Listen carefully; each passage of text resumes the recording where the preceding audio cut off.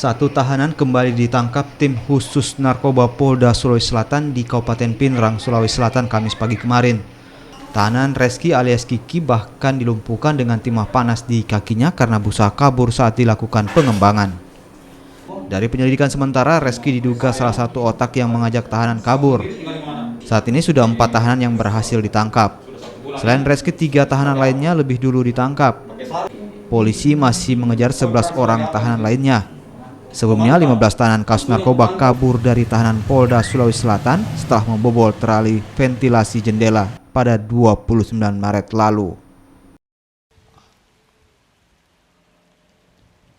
Rekan-rekan, bahwa sebagaimana kita lihat saat ini bahwa kita telah mengamankan sebanyak 4 orang dari tahanan yang sudah kabur di rutan Polda, dan salah satunya yang saat ini yang lagi dirawat adalah lelaki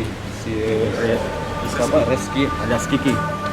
Di mana tahanan itu ada sekitar 15 orang semua kabur, dan saat ini sudah kita amankan 4 orang, yakni lelaki Nandito, lelaki Iksan, lelaki Febrianto Lasobi, dan saat ini lelaki Reski alias Kiki, rekan-rekan.